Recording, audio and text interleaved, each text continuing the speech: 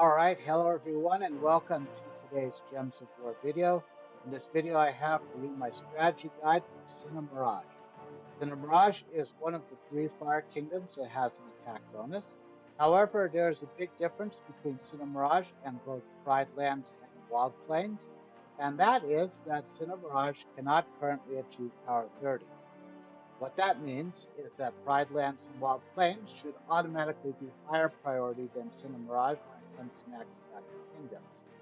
If you also consider armor bonuses to give equal value to attack bonuses, as I do, then add Dragon's Claw, Groshenak, or Mystic Scales to the list of kingdoms to max out before worrying too much about either Sin of Mirage or Hellgate. So, for the purposes of this video, I'll be tailoring my recommendations to what you need to achieve only Power 20 in Sin of Mirage. You can currently achieve up to Power 27 if you want, but Power 20 is okay for now. So in this strategy guide, I'll focus on the troops available in Sin of Mirage, including my ranked list of base mythic troops and equivalents that are currently available.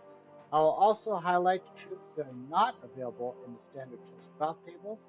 I'll cover the weapons available in the Soul Forge during Sin of Mirage Week, as well as the class weapon.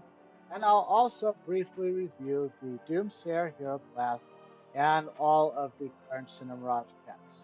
Yep, all 5 of them.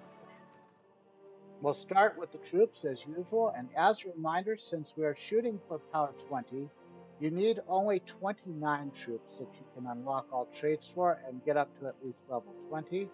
Only one of them must be a base level mythic troop or equivalent. You only need the second one if you want to achieve Power 22. Sin of Mirage now has 36 troops, so getting to Power 20 should not be terribly difficult in terms of troops. Ellipsos, Eclipsos, sorry, is going to be the top Sin of Mirage pick for satisfying the base level mythic requirement, as this is around Cosmic Dragon. Eclipsos can only be earned by hatching Cosmic Dragon eggs, so anyone who is hatching those eggs in hopes of being able to summon Stellarex should plan on getting at least one of these dragons along the way. As is the case with all Cosmic Dragons, Eclipsos has both skull and spell damage reduction. Eclipsos also gives 1 to all skill points to brown allies when matching brown gems. His spell damages all enemies, converts 5 brown gems to brown dragon gems, which explode all gems below them when matched, and can get a chance at an extra turn based on the number of brown gems on the board. Your second choice should be Immortal Abaddon, who can only be unlocked and improved by opening burning chests in PvP. His spell eliminates points from 2 random skills to all enemies, and this is doubled if he is ever used in Geheron. Geheron is one of the 3 PvP regions that always has a mana color restriction, so you can make some great PvP teams without Immortal Abaddon, and probably should. If you play PvP, you'll unlock him eventually, whether you want him or not. You do not need to worry about Bane of Ambition, Queen of Sin, or the Scourge of Honor if you do not already have them. Once you have Eclipsos and Immortal Abandon, you'll have enough base level mythic troop equivalents to max out Sin of Mirage, assuming you get enough other troops. So leave this task on your back burner for now and tend to your other kingdom's troop needs. Aside from Eclipsos and Immortal Abandon, there are 6 additional troops in Sin of Mirage that are not available in the standard chest drop tables.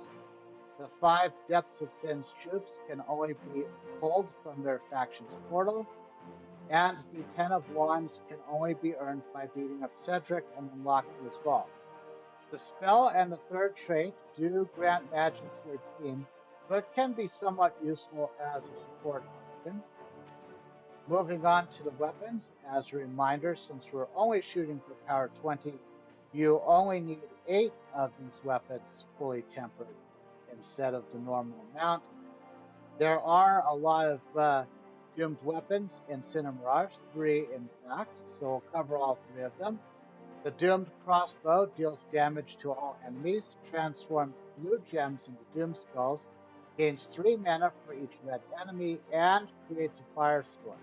This is still one of the best classes of doomed weapons offered in the game, especially if you want your hero to do a lot of damage.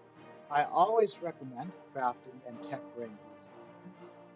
Next is the Doomed Magi, which creates up to 14 brown gems and gives armor to all purple allies, creates a dark storm, and self-enchants.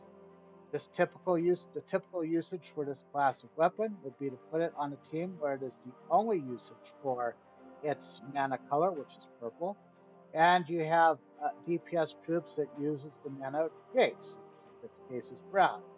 That said, there are better weapons for this specific scenario, so you can safely skip this weapon.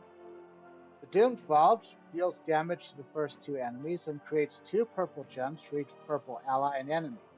This class of weapon is great for journey events, and if you have all six unlocked and completely tempered, you can automatically select a pole arm that matches the mana restriction for whichever journey event comes around.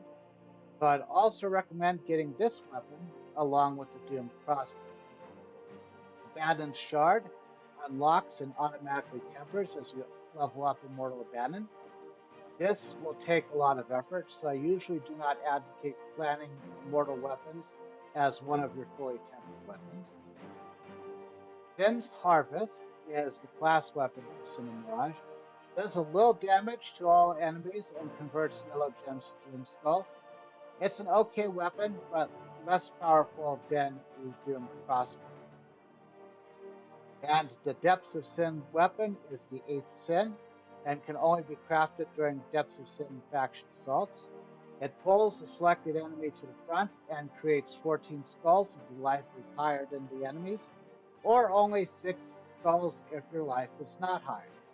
It also gives all purple allies 2 mana.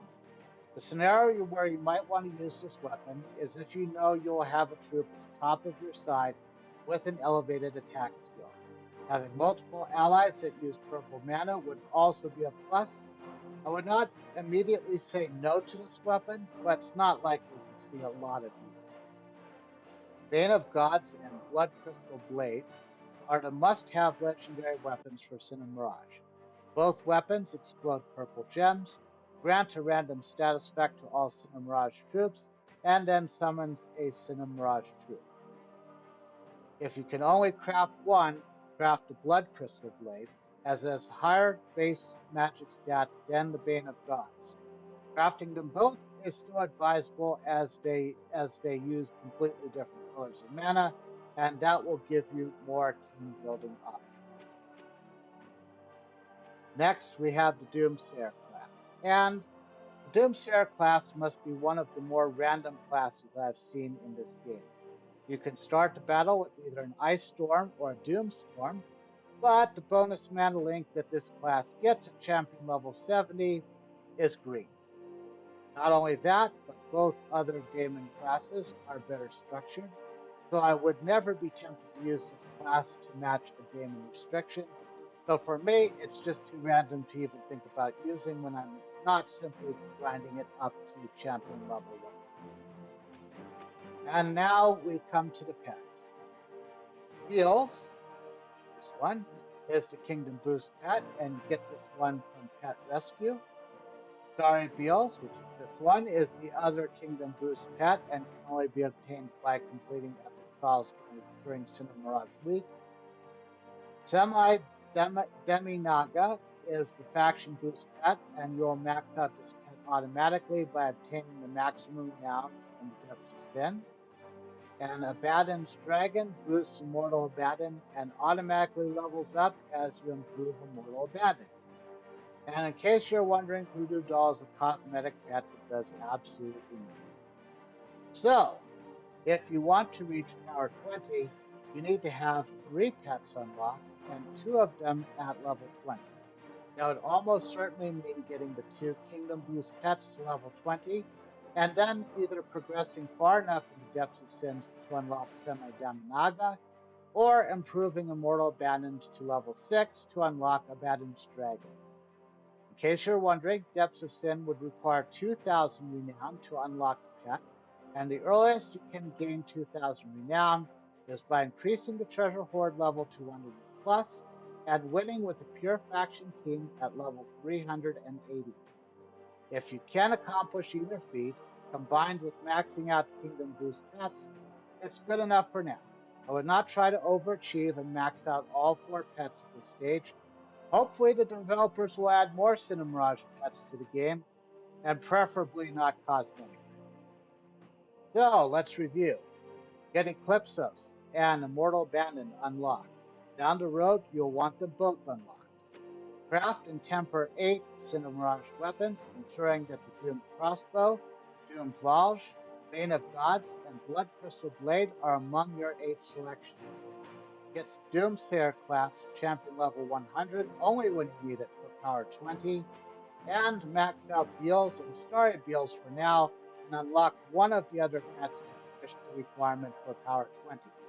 And of course, if you enjoyed this video, please consider leaving a like, subscribe to this channel, and or follow me on Twitch if you'd like to see more of my content. And in the comments below, let me know what you think of Sin of Mirage. Let me know if you're going for more than Power 20, and I'll see you in the next video.